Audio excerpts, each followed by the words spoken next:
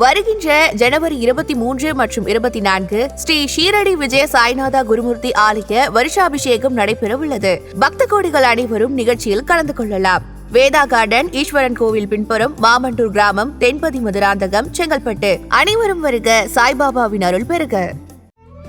தமிழர்களின் number 1 choice Tamil matrimony. தெய்வத்தின் அருள் இப்போது உங்கள் கையில். 100% தூய்மையான சில்வர் காயின் உங்கள் இஷ்ட தெய்வத்தின் அழகான உருவத்துடன் உடனே ஆர்டர் செய்ய நிபுராவை அணுகுங்கள்.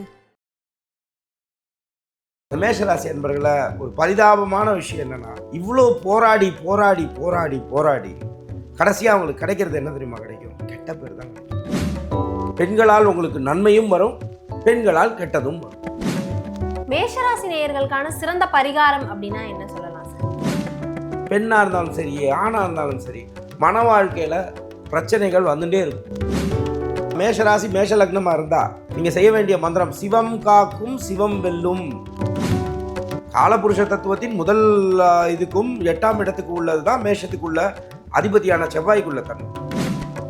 ஆதன் ஆன்மீகம் நேயர்களுக்கு ஷாம்லாவின் அன்பு கலந்த வணக்கங்கள். நம்ம ஆதன் ஆன்மீகத்தில் ஆன்மீகம் சம்பந்தப்பட்ட பல கேள்விகளுக்குமே தினந்தோறும் ஒவ்வொரு வகைகளில் பதில்களை பார்த்துக்கிட்டு இருக்கோம். அந்த வகையில் இன்னைக்கு நம்மோடு தாந்திரிக ஜோதிடர் டாக்டர் விஜய் சேது நாராயணன் அவர்கள் இணைஞ்சிருக்கிறாரு. இன்னைக்கு இவர்கிட்ட நிறைய விஷயங்களை கேட்டு தெரிஞ்சுக்க போகிறோம்.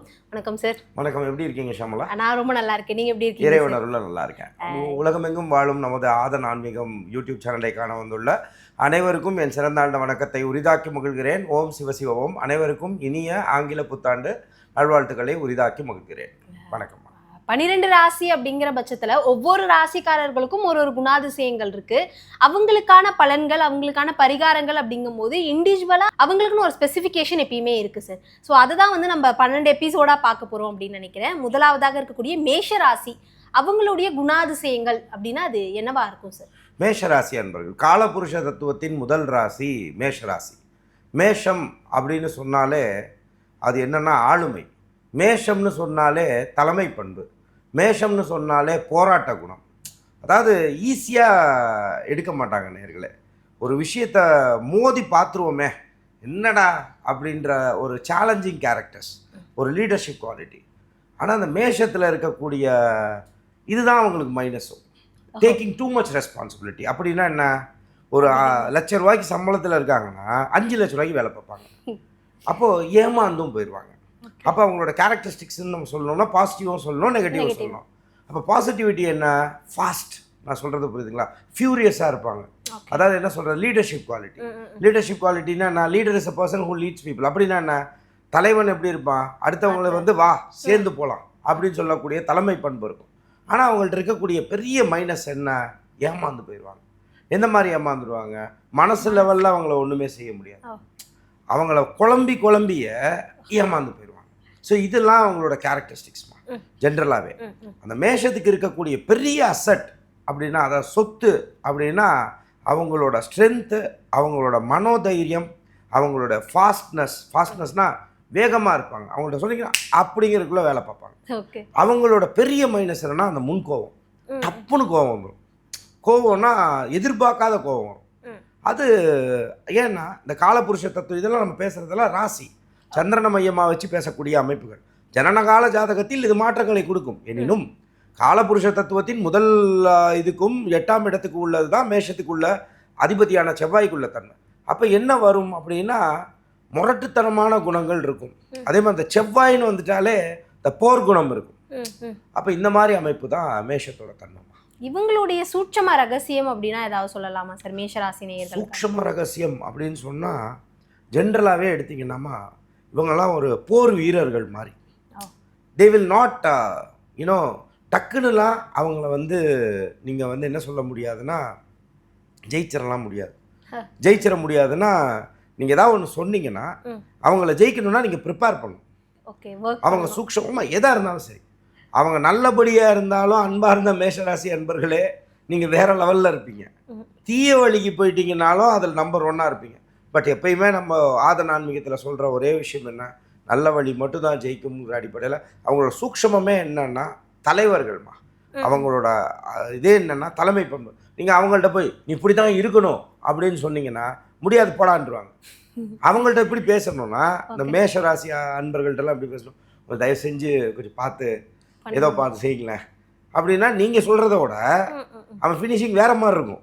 ஓகே. இப்போ நீங்கள் அவங்கள்ட்ட எக்ஸ்பெக்ட் பண்ணுறது 25% எக்ஸ்பெக்ட் பண்ணி போனீங்கன்னா அது அன்பாக இருக்கலாம், உழைப்பாக இருக்கலாம், என்ன வேணா இருக்கலாம். ஆனால் நீங்கள் அவங்கள்ட்ட எப்படி போகணுன்னா சப்மிசிவாக போகணும். சப்மிசிவாக போகணுன்னா பணிவாக போகணும். அவங்கள்ட்ட போனீங்கன்னா காரியத்தை சாதிச்சிடலாம். அவங்கள்ட்ட போய் முரண்டு பிடிச்சி நீயா நானா வா அப்படின்னா வா பார்த்துக்கலாம் அப்படி போயிடும். ஸோ அவங்களோட சூக்ஷமம் என்ன, அந்த அக்ரஷன் வந்து மேஷத்துக்குள்ளதுமா.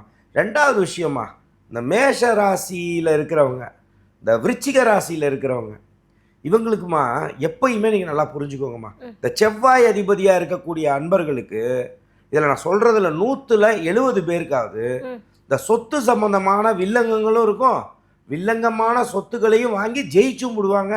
அதே மாதிரி இந்த மேஷராசி அன்பர்களுக்கும் சரி, இந்த விருச்சிக ராசி சம்மந்தப்பட்ட செவ்வாய் சம்மந்தப்பட்ட எல்லாத்துக்குமே கண்டிப்பாக வழக்க அவங்க லைஃப்பில் அட்லீஸ்ட் ஒரு டைமாவது 170 பேர் சந்திச்சே ஆகணும்.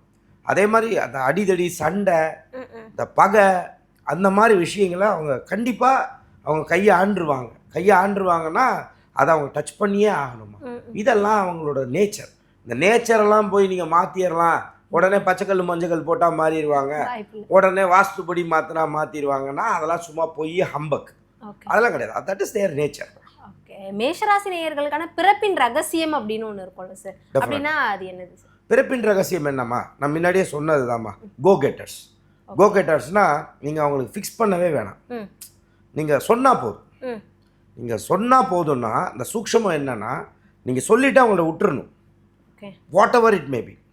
அவங்க அதான் முன்னாடியே சொன்ன பாருங்கம்மா, அவங்க நல்ல வழியில் இருந்தாலும் சரி, தீய வழியில் இருந்தாலும் சரி, அவங்க எங்கே இருப்பாங்கன்னா அந்த நம்பர் 2ங்கிறது அவங்களுக்கு பிடிக்காது. போராடிட்டே இருப்பாங்க. அவங்க 99வது இடத்துல இருந்தாலும் அவங்களோட எண்ணம் வந்து 98ல் இருக்காது. அவங்க டார்கெட் எங்கே இருக்குன்னா, இந்த முன்னாடி ஒருத்தன் 1ஆம் நம்பரில் ஓடுறான் பாருங்க, அவன் தான் டார்கெட்டாக இருப்பான். அதுதான் சூக்ஷமம். அவங்களோட இது என்ன, இந்த போர் குணம், போராட்ட குணம். ஆனால் ஜென்ரலாகவே எடுத்துக்கோங்கம்மா, இந்த மேஷராசி அன்பர்களை ஒரு பரிதாபமான விஷயம் என்னென்னா, இவ்வளோ போராடி போராடி போராடி போராடி கடைசியாக அவங்களுக்கு கிடைக்கிறது என்ன தெரியுமா கிடைக்கும், கெட்ட பேர் தான் கிடைக்கும். இதுதான் அவங்களோட விஷயம். மேஷராசி நேயர்களுக்கான சிறந்த பரிகாரம் அப்படின்னா என்ன சொல்லலாம் சார்? ஆமாம், அதை 2 வகையாக பிரிக்கலாம். வழிபாடு என்பது வேறு, பரிகாரம் என்பது வேறு. வழிபாடு என்பது மேண்டேட்ரினா கட்டாயம். எனது அன்பார்ந்த மேஷராசி அன்பர்களே, உயிர் இருக்கும் வரை நீங்கள் வழிபட வேண்டிய தெய்வம் நம்ம அப்பன் திருச்செந்தூர் முருகனை வழிபடாமல் இருந்து விடாதீர்கள். 1. 2வது, உங்களுக்கு எப்பயுமே நீங்கள் நல்லா புரிஞ்சுக்கணும், எப்பயுமே நீங்கள் வழிபட வேண்டிய இன்னொரு தெய்வம் யார் அப்படின்னா அனந்த பத்மநாப சுவாமியவும், அதே போல் நீங்கள் வழிபட வேண்டிய தெய்வம் வந்து அரங்கநாதரையும், அதே மாதிரி நீங்கள் வழிபட வேண்டியது குருவாயூரப்பனையும் வழிபட நிறைய நன்மைகள் கிடைக்கும். நீங்கள் திருச்செந்தூர் முருகனை நீங்கள் வழிபட உங்கள் பிறப்பின் ரகசியங்களையும், நீங்கள் என்ன விஷயத்துக்காக இருந்திருக்கிறீங்களோ அதுக்கான தன்மையை, அந்த உங்களுடைய அஜிலிட்டி, அதாவது உங்களுடைய வேகத்தையும் விவேகத்தோடு செயல்படுறதுக்கு திருச்செந்தூர் முருகனோட வழிபாடு மிகப்பெரிய வழிபாடாக இருக்கும். நீங்கள் அனந்த பத்மநாப சுவாமியை வழிபட ஹிடன் ட்ரெஷர்ஸ். ஏன்னா காலபுருஷ தத்துவத்தின் முதல் ராசியும் 8ஆம் ராசியும் விருச்சிகத்துக்கும் உள்ளது வந்து மேஷம். அப்போ மறைந்த தன்மை இருக்கக்கூடிய அமைப்புகள், அதாவது இந்த அமைப்புக்கு வந்து எப்பயுமே எடுத்தீங்க அப்படின்னு சொன்னால் உங்களுக்கு வரக்கூடிய அமைப்புகள் மூதாதையர் சம்பந்தப்பட்ட விஷயங்கள், வராத விஷயங்கள் கிடைக்கிறது, அதே மாதிரி மறைந்த விஷயங்கள் கிடைக்கிறது. இந்த மாதிரி விஷயங்கள்லாம் அனந்த பத்மநாப சுவாமியை வழிபட அனந்த பத்மநாப சுவாமின்னா நீங்கள் உடனே என்ன பண்ணக்கூடாது, நம்ம பக்கத்துலேயே பாருங்கள், மதுரையில் இங்கே ஒரு அனந்த பத்மநாப சுவாமி இருக்கார், அடையாறில் இங்கே ஒரு அனந்த பத்மநாப, அதெல்லாம் நான் சொல்லலை. நான் சொல்லிட்டு இருக்கிறதெல்லாம் மூலம்னா இங்கே திருவனந்தபுரத்தில் இருக்கக்கூடிய அனந்த பத்மநாப சுவாமி கோயில், பக்கத்திலே திருச்செந்தூர் முருகன் கோயில்னு ஒரு கோயில் பக்கத்தில் போட்டிருக்காங்கன்னா சைதாப்பேட்டையில் இருக்குது, அவர் தான் திருச்செந்தூர். அது பாவனை, நம்ம நினச்சிக்கிறது. பட் திருச்செந்தூர் கோயில்னால் திருச்செந்தூரில் இருக்கிற செந்திலாண்டவர் தான் நம்ம பேசுகிறோம். அதுபோல் நீங்கள் அனந்த பத்மநாப சுவாமினா அனந்த பத்மநாப சுவாமி திருவனந்தபுரத்தில் இருக்க அனந்த பத்மநாப சுவாமி. அடுத்தது, எப்பயுமே இந்த மேஷத்துக்கு இருக்கிறது வந்து உங்களுக்கு எப்பயுமே என்ன புரிஞ்சுக்கணுன்னா 2க்கு 7க்கும் உரியது வந்து மாரகஸ்தானம்னு சொல்லுவோம். இந்த மாதிரி அமைப்புகள் வரக்கூடிய அமைப்புகளும் சரி, பெண்களால் உங்களுக்கு எப்பயுமே இந்த அக்ரஷன் ஜாஸ்தி இருக்கிறதுனால, பிளட் சம்மந்தமான விஷயங்கள் இருக்கிறதுனால பெண்களால் உங்களுக்கு நன்மையும் வரும், பெண்களால் கெட்டதும் வரும். மனைவியால் நன்மையும் வரும். மேக்சிமம் அவுட் ஆஃப் 100 வந்து 70% பீப்புள், அது பெண்ணாக இருந்தாலும் சரி ஆணாக இருந்தாலும் சரி, மன வாழ்க்கையில் பிரச்சனைகள் வந்துகிட்டே இருக்கும் மேஷத்துக்கு. இப்போ இந்த மாதிரி அமைப்புகளில் இருக்கிறீங்க அப்படின்னா, இது நான் சொல்கிறது எல்லாமே, நம்ம பேசுகிறது எல்லாமே சந்திரனை மையமாக வச்சு பொதுவான பலன்கள். பட் ஜனனகால ஜாதகத்தை நீங்கள் போது பார்க்கும்போது அதோட விஷயங்கள் வந்து இன்னும் துல்லியமாக எடுக்கலாம் நண்பர்களே. பட் இருந்தாலும் நீங்கள் வந்து அரங்கநாதரை வழிபட இந்த உங்களுக்கு நல்ல ஒரு சந்தோஷமும் ஒரு ஹார்மோனியஸ் திங்கும் நல்ல ஒரு ஹாப்பினஸும், அதே மாதிரி வந்து பார்த்திங்கன்னா உங்களுக்கு குடும்பத்தில் ஒரு ஒற்றுமையும் செல்வ வளமும் கிடைக்கும். நான் சொல்கிற அரங்கநாதருங்கிற திருச்சியில் இருக்கக்கூடிய ஸ்ரீரங்க கோயிலை தான் சொல்கிறேன். மேஷராசி அன்பர்கள், நீங்கள் பெண்ணாக இருந்தீங்கன்னா ஃபஸ்ட்டு அரங்கநாதரை தரிசிச்சுட்டு தாயாரை பாருங்கள். நீங்கள் ஒருவேளை மேஷராசியில் ஆணாக இருந்தீங்கன்னா தாயாரை பார்த்துட்டு அதுக்கப்புறமா நம்ம அரங்கநாதரை பாருங்கள். அரங்கநாதர் கோயிலுக்கு போனீங்கன்னா மினிமம் 3 hours ஆகும். ஒரு சன்னதி விடாமல் எல்லா சன்னதிக்கும் போய்ட்டு சும்மா குடுன்னு இந்த மேஷராசிக்கு பெரிய பிரச்சனையே என்னென்னா, ஒரே நாளில் 10 இடத்த முடிச்சிடணும். வேகமாக போகிறது, கடற்கடன்னு அப்படிலாம் இல்லாமல் பொறுமையாக போய் நிதானித்து அந்த இடத்துல போய் எனர்ஜியை வாங்கவே நிறைய நன்மைகள் கிடைக்கும். நீங்கள் ஸ்டார்டிங்கில் சொல்லியிருந்தீங்க சார், இந்த மாதிரி வழிபாடு வேற பரிகாரம் வேறு. அது என்ன சார், ரெண்டுமே தெய்வம் விஷயம் தானே சார்? ஆனால் வழிபாடுனா வேற, பரிகாரம்னா வேற. வழிபாடு என்பதுமா, வழிபாடுன்னா சுவாமி வழிபாடு. நல்லா புரிஞ்சுக்கணும். விதி என்ன விதிங்கிறது நீங்கள் சாமி கும்பிட்டாலும் நடக்கும். அதான் ஜோதிடம். நல்லா புரிஞ்சுக்கணும். ஜோதிடத்துக்கும் சாமிக்கும் சம்மந்தமே இல்லை. என்னடா அப்படி பேசுகிறேன்னு நினைக்காதீங்க. நீங்கள் சாமி கும்பிட்டாலும் நடக்கும், நீங்கள் சாமி கும்பிட்டாட்டியும் நடக்கும். சரியா? இது விதி. நான் சொல்கிறது புரியுதுங்களா? வழிபாடு அப்படிங்கிறது சுவாமியை பக்தி மார்க்கத்தில் போகிறது. அப்போ சுவாமிகிட்ட அவன் அருளாலே அவன் தாழ் வணங்கி, அப்போ சுவாமிகிட்ட நீங்கள் 1 மடங்கு கிட்டக்க போனீங்கன்னா சுவாமி உங்கள்கிட்ட 2 மடங்கு வரும். இப்போ நீங்கள் பேசிகிட்டே இருக்கும்போது பெருமாளேன்னு நீங்கள் கொஞ்சம் நேரத்துக்கு முன்னாடி, அப்போ நீங்கள் பெருமாளேன்னு சொல்லலை, நீங்கள் பேசிகிட்டே இருக்கும்போது அவரை பார்த்து சொன்னீங்க பெருமாளே அப்படின்னீங்க. அப்படின்னா பெருமாளுக்கு உங்களை பிடிச்சிருக்கு. நான் சொல்கிறது புரியுதுங்களா?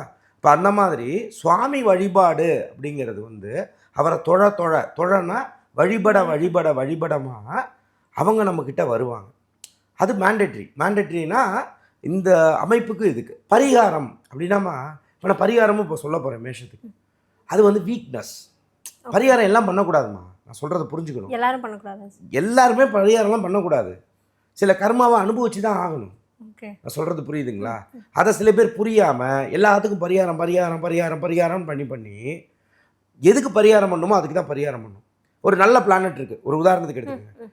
ஆவுன்னா உடனே என்ன பண்ணுறது? நவகிரக சாந்தி ஹோமம், கணபதி ஹோமம், உடனே நவகிரக சாந்தி ஹோமம். எதுக்கு நவகிரக சாந்தி ஹோமம்? ஒரு ஜாதகத்தில் 9 கிரகமும் கெட்டதும் செய்யாது, ஒரு ஜாதகத்தில் 9 கிரகமும் நல்லதும் செய்யாது. அப்போ பரிகாரம்னு வந்துட்டாலே அந்த இடத்துல பிளானட்ஸ் வந்துடும். எந்த பிளானட் நல்லது பண்ணும், எந்த பிளானட் கெட்டது பண்ணும் அப்படிங்கிறது இப்போ நம்ம சொல்லிட்டு இருக்கோமே, பொதுவான இதுக்கு கட்டுப்படாது. அவங்களுடைய சுயஜாதகத்தில் இருக்கக்கூடிய தன்மைகளை பார்த்துட்டு அதுக்கு தகுந்த மாதிரி உள்ள பிளானட்டுக்குள்ள தேவதானா ஒன்றும் இல்லைம்மா. இப்போ நம்ம செவ்வாயோட அதிபதி யார்? முருகன். நான் சொல்கிறது புரியுறதுங்களா? அப்போ சுக்கிரனோட அதிபதி யார் அப்படின்னா பெருமாள். அதுலேயே அரங்கநாதரை சொன்னோம். மேஷம், 2வது ரிஷபத்தோட அதிபதி யார் அப்படின்னா தாயாருடன் இருக்கக்கூடிய பெருமாள். அப்போ முதல் இது யார்? திருவரங்கம். நான் சொல்கிறது புரியுதுங்களா? அதனால நம்ம சொல்கிறோம். நான் சொல்கிற புரியுதுங்களா? அதே போல தான் இப்போ பரிகாரம்னு வந்துடுது அப்படின்னா அந்த பிளானட்டுக்குள்ளே தேவதைனா சுவாமி. அதுக்குள்ள விஷயங்களில் பரிகாரம்னு சொல்லும்போது கோயில் பரிகாரமாக இருக்கலாம், பூஜைகளாக இருக்கலாம், ஹோமங்களாக இருக்கலாம். இதுதாம்மா விஷயம். பரிகாரம் அப்படின்னா எப்படி நான் முன்னாடியே சொன்னேனோ, மேஷராசி அன்பர்களை வந்து நீங்கள் வேகத்திலேயோ அதே மாதிரி அவங்கள மன தைரியத்திலேயோ அவங்கள நீங்கள் டச்சே பண்ண முடியாது. மேஷராசி அன்பர்கள் எப்பயுமே என்னென்னா குழம்பிடுவாங்கன்னா, நான் முன்னாடியே சொன்ன பாருங்க, அவங்கள ப்ளீஸ் அப்படின்னீங்கன்னா குழம்பிடுவான். அது ஆணாக இருந்தாலும் சரி பெண்ணாக இருந்தாலும் சரி குழம்பிடுவாங்க. ஸோ அவங்கள எப்படி நீங்கள் அப்போ அதோட தன்மை என்னன்னா, அப்போ நீங்கள் அவங்க பரிகாரமாக அவங்க என்ன வழிபாடு பண்ணணும் அப்படின்னு பார்த்தீங்கன்னா, ஈசனை விட்டுறக்கூடாது. ஈசன்னா சிவனாக வழிபடாமல் சிவமாக வழிபடணும். அதுலேயும் குறிப்பாக மேஷராசி மேஷ லக்னமாக இருந்தால் நீங்கள் செய்ய வேண்டிய மந்திரம் சிவம் காக்கும் சிவம் வெல்லும். இந்த மந்திரத்தை உயிரில் வர சொல்லிகிட்டே இருங்க. ஏன் அப்படின்னா அவங்க குழம்பிடுவாங்க. அவங்கள நீங்கள் ஒரு டெசிஷன் எடுக்கும்போது பார்த்தீங்கன்னா, அது மேஷராசி மேஷ லக்னம் சேர்ந்துருக்குன்னு வச்சுக்கோங்க, அவங்க ஒரு டெசிஷன் எடுக்கும்போது 10 தடவை யோசிப்பாங்க. அந்த மூல சம்பந்தமான விஷயத்துக்கு குழம்பி தள்ளி அந்த இதுக்கு போயிடுவாங்க. அப்போ சிவமாக போயிடும்போது சிவனுக்கும் சக்திக்கும் மீறி எந்த தெய்வமும் கிடையாதுமா. சரியா? அப்படிங்கும்போது அவங்கள்ட்ட போகும்போது என்ன ஆகிடும் அப்படின்னா, அவங்களோட அந்த மூல சம்பந்தமான குழப்பம் வந்து குறையும். அதுக்குன்னு தனி ஸ்தலம்னு சொன்னால் மீனாட்சி அம்மன் கோயிலுக்கு போகலாம். அதே மாதிரி நின்ற கோலத்தில் இருக்கும் பெருமாள். அதாவது என்ன சொல்லலாம்னா, நின்ற கோலம்னா நீங்கள் ஒன்று திருப்பதியான்னு கேட்கக்கூடாது. திருப்பதியோட தன்மை வந்து ராகுவோட, அந்த மண்ணோட தன்மை ராகு. அதே மாதிரி அவரோட தன்மை சந்திரன். அது கணக்கு கிடையாது. நான் சொல்கிறது வந்து நின்ற கோலத்தில் இருக்கக்கூடிய நம்ம கலிய பெருமாள் கோயில், அரியலூர் பக்கத்தில் இருக்கக்கூடிய கரிய பெருமாள் கோயில் போகலாம். அதே மாதிரி நின்ற கோலத்தில் இருக்கக்கூடிய வரதராஜ பெருமாள் கோயில் போகலாம். இந்த மாதிரி வழிபாடுகளும் செய்யலாம். மீனாட்சி அம்மனை வழிபடலாம். மீனாட்சியை வழிபட அவங்களோட மூல சம்பந்தமான குழப்பங்கள் குறையும். குணசீல பெருமாளை போய் கும்பிடலாம். ஸோ இந்த மாதிரி வழிபாடுகள் செய்யும் போது மாற்றலாம்.